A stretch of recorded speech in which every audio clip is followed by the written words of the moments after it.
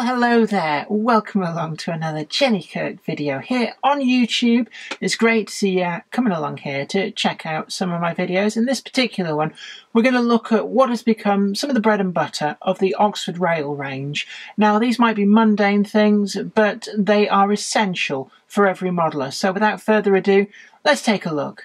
Oxford Rail might be a newcomer to the market, relatively speaking, but they brought actually some interesting and different wagons to the scene. One of those is this, the 4-plank ex-North British Railway open wagon, and it's something that we hadn't seen ready to run from any other manufacturer before. They also introduced the 6-plank open as well, which is kind of out of the same mould and allowed a modeller to build up a nice varied goods train. Now, we've reviewed this wagon before, both in its North British guise and also New Battle Coal Company in a private owner livery, so I'm not going to dwell too much on the details of the construction. This review video is going to be more about the livery application.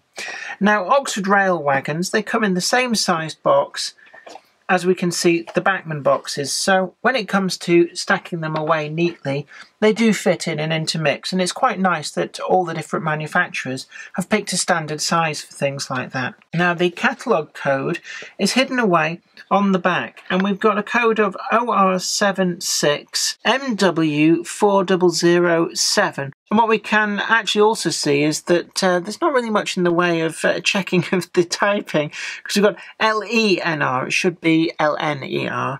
But there we go, and it says there 4-plank wagon, and this is in the livery of the London and North Eastern Railway. So the wagon was inherited from the North British Railway, and there were a reasonable number of them. Now we're going to pull this out, pretty much similar style packaging as what the other manufacturers are using, so no point really on dwelling on that. What we do have here is quite a small, dinky little wagon. Now, one detraction which I noted when we reviewed the other two previous versions of this wagon is that the plastic moulding on the end door is a little bit on the thick side, but that said, it's not really too much of a problem. Everything else is pretty fine, and these stanchions on the end do appear to be separately applied details, so it's quite interesting the different construction routes which Oxford Rail have gone down compared to, say, Bachmann. The wagon also has some separately applied metal fittings, and the buffers as well, they're separately fitted, not sprung. The livery application, well, we've got this nice sort of freight grey colour, and this was the colour that was typically found on pretty much all of the unfitted North Eastern Railway rolling stock.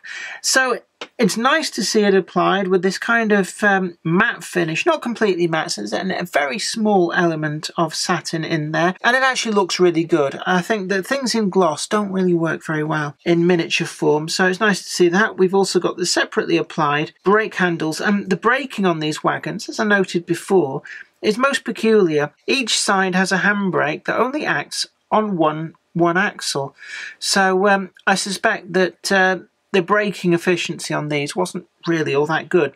But as the wagon was only rated for 8 tons, it probably wasn't as heavy as some of the other wagons got. We've got excellent tempo printing of not only the North East and the NE, but also the 8 tons, the wagon's number there. But then we've also got a build plate down at the bottom, and that's got LNER written on it, which suggests that actually this is a model of a wagon that was built post-1923, because I'm not sure that the London and North Eastern Railway would have really gone out of their way to replace all of the plates on something as mundane as a freight wagon such as this. The couplings, they're in NEM pockets, nicely fastened, and it's something that's peculiar to Oxford Rail. I think because they were comparatively late to the party, they had to try and bring something a little bit different, a little bit better, to kind of do a bit of one-upmanship on the ranges of Hornby and Bachmann and Dapol that were already there. So one of the areas that they've gone into is this Underfloor Detail, and it's something you don't really see on any of the other manufacturers' stuff. It's interesting, but when you're going to see the wagon upside down, it does seem a little bit gimmicky. It's also spoilt somewhat by the planking detail abruptly ending just so that they can have a flat square in the framework to get the company logo on. Not really sure why they've gone to that effort, but it is there. Other than that, well, let's have a look. We've got this wood colour on the inside, and if we compare it to, I've got here a Bachmann wagon, I actually prefer the darker colour. It's something that is very difficult to replicate in model form, the colour of worn wood. And whilst a lot of people say, well, it does fade to a much lighter colour, it's certainly, I've not ever seen wood that shade of brown. That looks more like mud to me. But a darker colour looks more like a wagon that's carried a few loads and probably got dirty in the process. So that is a bit of a garish colour in my eye. Overall, I'd say, you know, it's a pretty good finish. We've got the white wall tyres. We've got the buffers picked out in black against the grey body detail. But, you know, overall, I'd say that this is a pretty solid offering from Oxford Rail, and nice to see a wagon suitable for the Big Four period that is something a bit different from the wagons that are being offered from the likes of Bachmann and Hornby. So I'm very, very pleased to be able to add this to my stable. It should also be said that there was a grouping policy of amongst some of the freight rolling stock during the Big Four period, which meant that wagons from the different companies could be seen fairly readily across all of the other railway companies, but also, because they were a common user pool, they would quite frequently just get reloaded and sent on their way. So it's quite possible that a wagon like this could spend months or even years away from the London and North Eastern Railway system, depending on the way that it got loaded.